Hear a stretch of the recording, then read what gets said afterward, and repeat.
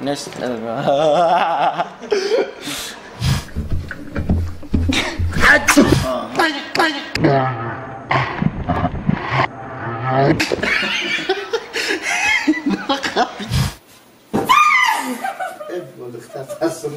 به عقل مهرافروز دافشه عجینه این بیوه برنده یک سوال میتونه جوابش گفتنش قینه.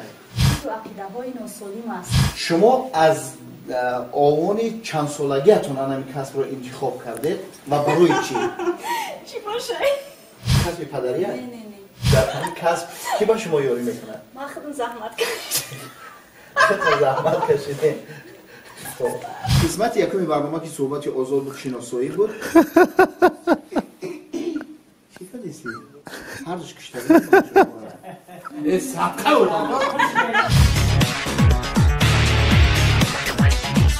سلام علیکم تماشابینان عزیز، مخلصان عزیز عزتمند، مخلصانی که تماشا میکنن شبکه شکرخنسه جان ایدی. اینک برنامه میدان هنر است، آغاز موسم دوم برنامه میدان هنر. مهمان امروزه ما، مهمانی که در موسم دوم تکلیفش نمودیم، بانوی زیبا، بانوی هنر، گلدختر زیبای تاجیک، امروز مهرافروز نیمانزاده حضور دارند. خودمتون خوش باشد بانوی زیبا. سلامت باشید. بسیار شدم که منو قدر کردید، تکلیف نمودید.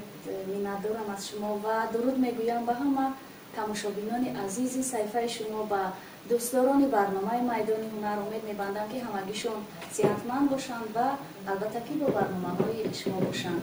سلامت سربلند باشید. بار دیگر خوش آمدید. آغاز می‌کنیم برنامه میدان هنر رو. اگر آماده باشند مهرافروز بانو. اینک دوستان عزیز، موسم دوم برنامه میدان هنر از 5 قسم عبارت است و قسم اول این صحبت آزاد با مهمانی در برنامه بوده، یعنی که مهرافروز امروز حضور دارند. مهرافروز جان، قسمت اول برنامه رو سر کردیم، یعنی شما کوتاه خودتون رو برای تماشابین، برای اون کسانی که دوستدار ما و شما هستند کوتاه شناس کنید.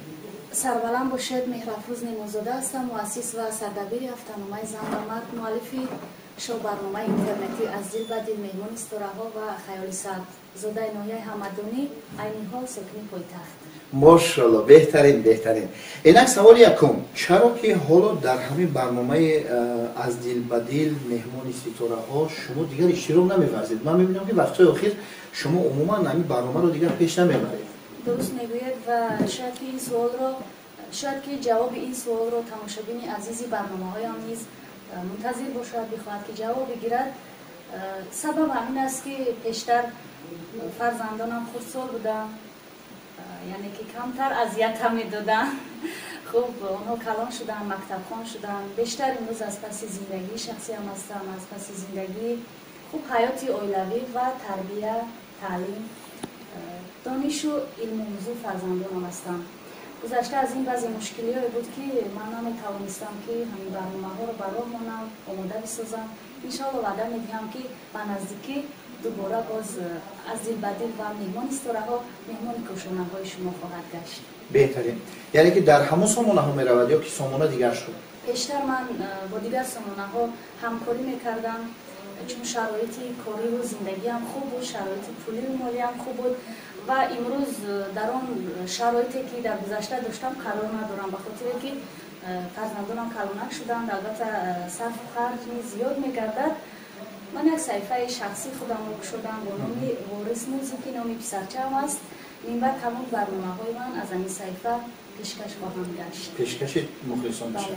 سلامت باشید، سربلند باشید. خب درباره همین گلدختر زیبا می‌خواستم بشنوم که شما چند فرزند دارید و شوهر شما، این سوال همه خیلی دو ایتاژه اومده گیده و شوهر شما زیدی انای کسبتون نیست؟ شکرانه خداوند میکنم که پروردگار در برابر کسب و کار، مسئولیت، وظیفه، آبرو برای من شوهر مهربان داده است. 3 فرزند نازنین، یونس، انیس و وارث را هدیه کرده است که فکر میکنم برای یک زن، خصوصا برای زن تاجیک، مهمتر و والاتر و خب اساسناکتر زندگی است، فرزند است، بخت است، تخت است.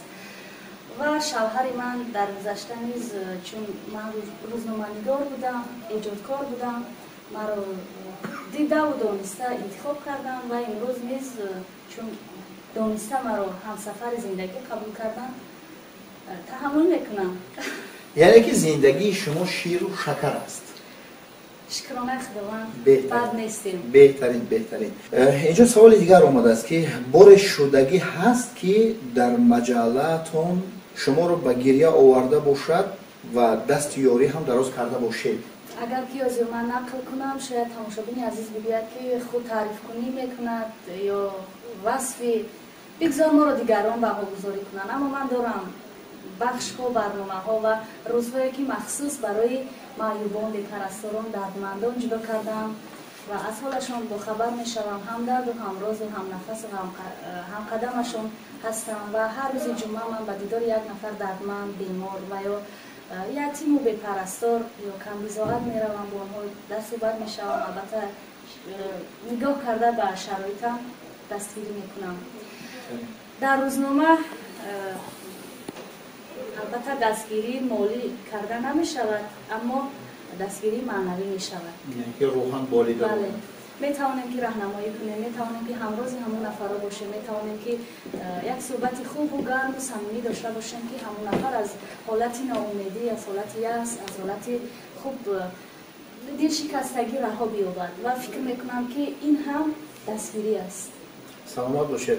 با کسب کار شما در آینده اون خیرهایی که در قلب شما است، نیتهایی که در قلب شما است، ما دعاگو باشیم، تماشابین عزیز ما دعاگو باشد که کسب و کار شما رونق و برار دیت خداوند مهربان. یگان مراتبه شده باشد که بانوی زیبا مهرافروز از شوهرشون از همین کسب انتخاب کرده، یگان مراتبه یگان خیلی می شود که یگان ماجرای عائلوی، یعنی که آدمی کسب هم خیلی شد که این شد که این شد، اگر این نمیشد این نمیشد آن خیلی میشد. شدگی یا البته حتما یک شکلام یا شکل نه یگان تاش برای آدمی ایجادکار یک سخنی چی میگن دغل نیست البته، اما فکر میکنه اون معنی چکور دارد، بس است که دلت رو بشکند یا تو رو ناامید بسازد یا عصبانیت به وجود بیارد. یعنی که از میگن که وقتی یک نفر تو رو میزنه لطکو میکنه زخم شفا مییابد، جاش میره، اما چیزی که در دل میمونه از این بیرون کردنش به حد قیم است. و شوهر من در اول مهربان بود، حلیم بود، روزهای اخیر نمیدونم از جهت کامنتاریا باشه از جهت کامنتاریا باشه کمی بدرش شده است، کمی غرغری شده است. خوب نشود جنگو، برای چی بجا کنم؟ فهمم. سلامت باشید. این بود سوال‌هایی که باید ما در قسمت دومی برنامه برای مهمان عزیز میگفتیم و بهترین جواب‌ها گفتن، بهترین سخن گفتن در این محفل ما. میگذاریم به قسمت سومی برنامه. انا همون کامنتاریا ها برنامه ما، انا سوم قسمتش کامنتاریا ها است.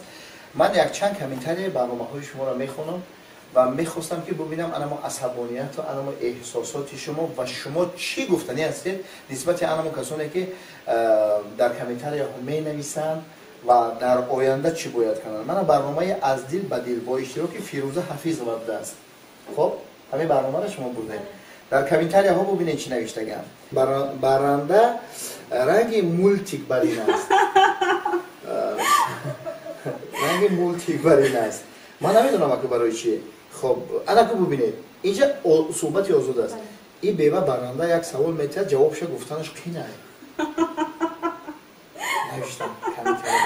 شما چی میگین در مسئله انا همین سخنهایی که میگم؟ این بیوه چی؟ این بیوه برنده یک سوالی میتونه جوابش گفتنش قینه. با 17 تا دیگه قطعی همین لایک بودن همشون. تو به عقل مهرافروز چی کار داری این سوال میتی آدم که روزی زیقش دریاد بیاری دفشه عجینه ارتیختبی باور کن مهرافروز عجینه نه عجینه ارتیختبی با تماشابی نگوید که من دروغ میکنم. تو به عقل مهرافروز چی کار داری این سوال میتی آدم که زیقش دریاد بیاره دفشه عجینه وظیفه روزنامه‌نگار همین است اکای جان، کنجکاو بودن، سوال دادن، همون نازکی های خصلت و زندگی همون هنرمند را گفتن و یافتن و به دیگران پیشنهاد کردن. روزنامه‌نگار باید بتواند که مهمانش را سوال باران کند، مهمانش را خوب به قول گریاند، مهمانش را وادار بسازد که گذشته‌اش را به یاد بیارد، روزهایی که خود تلخی داشت، سردی داشت، بتواند که گفته باشد به بیننده عزیز و اطرافی خوب بیوه این سوالا را میته بیوه خیلی میکنه. همین گفتنی هم که پیشتر من هر یک شهر را خونده غمگین میشدم، میگفتم که برای چی من هر روز جمعه وقت جدا میکنم به دیدار معیوبان میروم، من سر و لباس نادرست نمیپوشم، من یگان رفتار و گفتار ناجا نمیکنم. اما با وجود همه این نسبت من شرح‌ها فکر و عقیده های ناسالم است در سامانه ها و چند روز زیق میشدم، بعضا اشک میریختم و سالهای اخیر عادت کردم به خاطر که اندیشه هر یک انسان از تربیت او وابستگی دارد، از سوادناک بودن و یا بی سواد بودن او وابستگی دارد. ما که عقل داریم، فراست داریم، خود تحصیل کرده هستیم، صاحب کسب و کار هستیم، البته که پایان رسم و نوارهای هیچ نفر اگر اون نفر خصلت‌های بد نیز داشته باشد شرح نمی‌نویسیم به خاطر که هر کس میگن که زندگی خود رو دارد، حیات خود رو دارد و گوری هر کس جدا است. البته سوال جوابی هر یک انسان و دوش خودش است.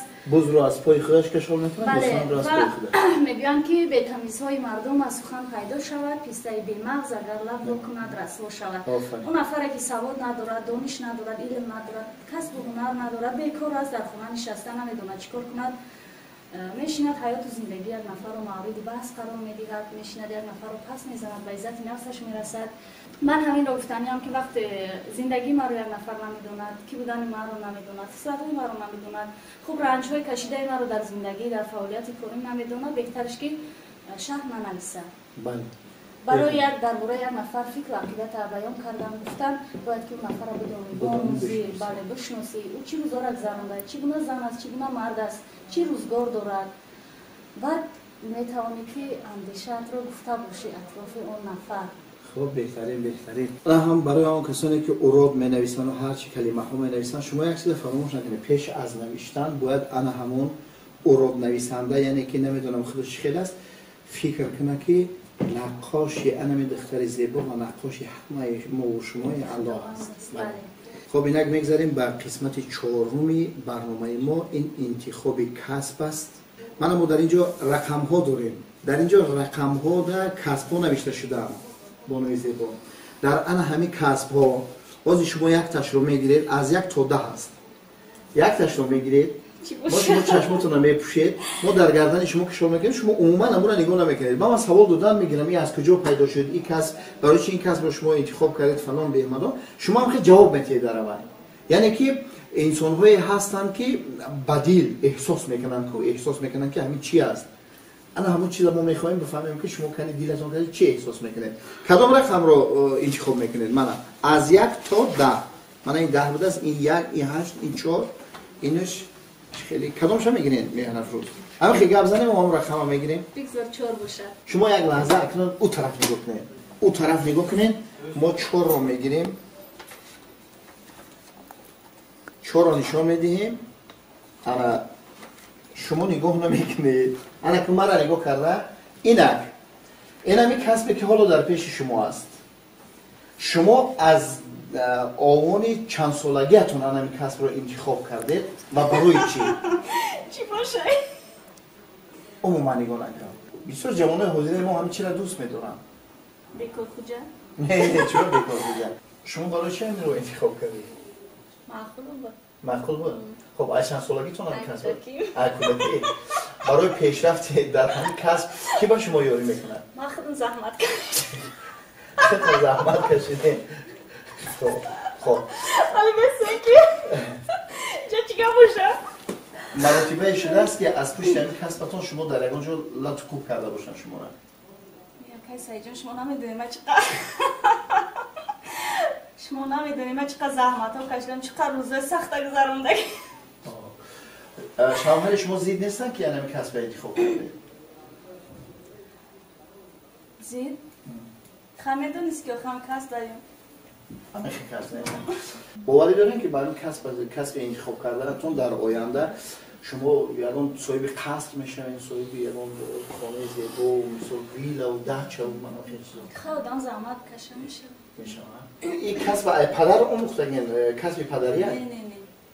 پدرتون این کسب؟ پدرم در خبر نداره. این پدرتون دخالت ندارن در خانه با یک کسب شما رایگان کسی دیگه خیلی هم ردیف میشود هم ردیف نیستن توق خودتون یکان دوگانه دیگه داریم که این کسب انتخاب کنیم دوگانه نداریم در حیات نداریم در حیات با همه کسب چند مراتبه شما خدمت مردم کرده ایم یکان چیزی بد نباشه نه ما چیزی بد نمیدونیم چیزی بد نمیدونیم امید انتخاب کردم شکردم پس کردم اوکی من نمیدونم آخه شما جواب تین این احساس دیل است شاید شده باشه که یکان زلای کنسرتی کلان اونده شما با همین کسبان یکان هنری والا نشون داده باشین من کس؟ نه چه شما بگین که اوان کودکی می کسب انتخاب کرده گه؟ چی باشه؟ خیلی من گفتم که جوانه حضیر همش مایل رغبت چون در همیه ریبخانی ریبخانیه اینه ماما وای سلامت باشه خانم من ریب زیبا نمیخونم نه سرود بگه نمیخونم که ریب نمیخونم دوره کودکی مرا گفتین زاو داشتیم در همین چی؟ زاو با در دوره کودکی مهر و محبت نسبت صنعت نسبت سرود و موسیقی بود به خاطر که در برابر اون که در عائله آموزگار به دنیا اومده برادران صنعتکار بودن مادرم با دو تا سرود میخونه تا برادر هنرمند دارم که ما برای علاقه‌مندی ندارم اینک 4 قسمتی برنامه ما با پایان رسید موند آخرین قسمت این یک قوطی داریم ما قوطی سرناک است یعنی که دستانتون رو مور کی میگه مور کلاس نه مو دیگه بس کرده که میشه زوپر کسو پوره دیگه خیلی اگر باید باشد آماده باشد الان قوطیه کمی بریم میمونیم دستان زیبای خودتون رو میدرونید و احساس میکنید که چی داره اینک دوستان عزیز سامانه اینترنتی شکرخسته جدیدیف نیک پرو و نیک پروداکشنز است برنامه میدان هنر قسمت پنجم برنامه است یعنی که قوطی سرناک ما مهمان عزیز و زیبای ما دستان خیش را میدرونند و در درون میگویند که چی هست چی نیست اگر بخشی اساسی برنامه شما قوطی سرناک باشد و مهمانان برنامه شما با دراز کردن دستشان و گرفتن همون نمیدونم چی هست در این درون حالی بیاد به دست بیارن من راضیم که حالی نباشم نمیخوام که برنامه با یک قاعده دارد مهرافروز همین زیبایی و همین احساساتی همون تماشابین همین نزدی همین خیلی نگاه میکنه این همین است باقی دیگر خیلی همین صحبت شیرینی ما کنی بسم الله الرحمن الرحیم یعنی که به اسم خداوند مهربان مرحبا چیه؟ ما که قدر بیرحمی نیستیم که برای مهمون خودمون یک کاری کنیم که ضرر کنیم شما یکان برنامه‌تون را بیرحم نیستی فقط مور میمونیم که بس میمونیم موش میمونیم نه که تا کرده میویم یعنی که من شما احساس کنیم که همین چیزا هر چیزی رو در دنیا خداوند هست کرده برای همین برای دیگر باید آشنا باشیم برای من نمیگذن یکان چی با همون نمیتونه گفته با چی؟ با همین این هیچی مولندی نداره این دستو می اندازی گفتن میگیری چی از چی نیست من دست مبدوزم دست بدوز همین طرفی دست دایید بکش بگی یا که هم بقب تو هم قگاو زن که همون چی های؟ چی جون؟ چی هست نه اومد جون دار نگوگی بو میترسی چی هست همون نمیگذه انیق این همون که اگر تر گزید ایتالیا میرفت همون که تر گزید مهمانی مرا قدر نکرده گزید من میخوام قدر گزش بسم الله الرحمن الرحیم چک نداری نه تو قدم قربون نباشی تو مهربان بزرگ بخدا میترسیم نه ترس مهربان جون من همه میگم من در اونجا در یگان چی نمیترسم غیر خدا نکردم بخش شما میترسم آفرین انا میگه فراموش نکن بجز الله دیگه هیچ چیز نترس انا بخش شما خلاص میترسم بسم الله گفته دست که درو ولی با اسم الله گفته سی ولی هیچ نیست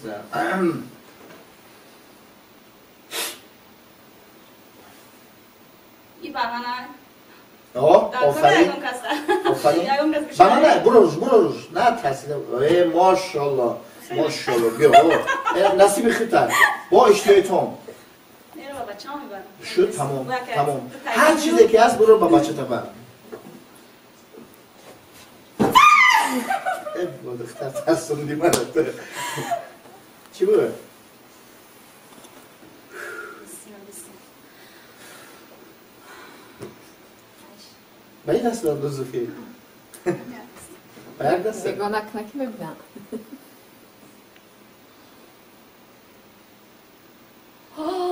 زنده های چی بوده؟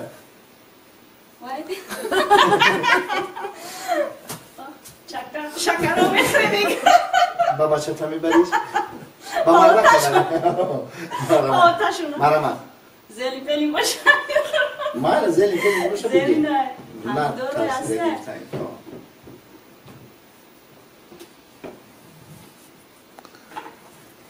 شاید برای پشتی خونم در میشنونیم بازی برمونه خب سیزان شد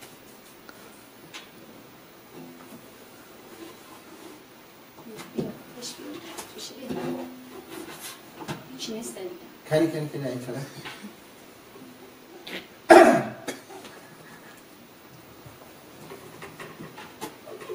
بچه اینو با کی میبری؟ همشه خونه میبرم در خونه تقسیمات میکنیم با چی هستن؟ تمام شد؟ دیگه چی نیسته تمام شد من هیچی ندارم من نمیدونم خب مهر افروز جان تو امروز در قسمت برنامه ما یعنی که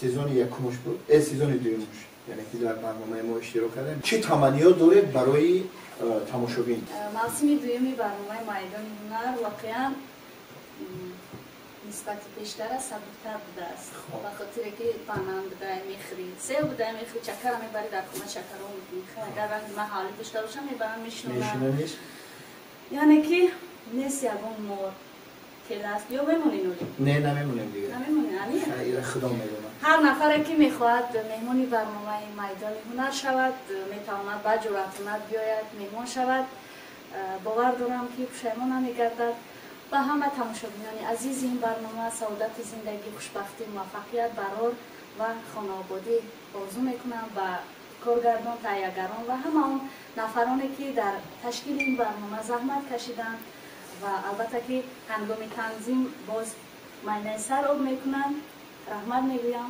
برای موفقیت خداوند یارتون باد سلامت باشید خب تماشاگران عزیز فراموش نکنیم به سامانه وارث موزیک یعنی که خانم زیبا هستند و راهبردی و راهبری میکنند به همون وارث موزیک سامانه وارث موزیک و اینچنین سامانه نیک پروداکشن و اینچنین نیک پرو و شکرخان سعیدجانی دیو بود روی تماشا کنید لایک ها را بسیار ترمونین فراموش نکنید و خواهشمندی آینده در برنامه کی اشتراک کند بنویسین در کامنتاریا ها بنویسین اگر بسیاری مخلصا خواهش کردن که تشریف خلیلوف رو دعوت کنید تشریف خلیلوف اگر اومدنی باشد شما لایک بسیار ترمونه وقتی که پرسموتری خوشرو شد این برنامه انشاءالله آینده تشریف خلیلوف رو ما تکلیف میکنیم بار دیگر مهربان خوش آمدید برای شما در زندگی در کسب و کارتون بردباری تمام داریم خیر باقی در امان خدا باشید تا دیداری آینده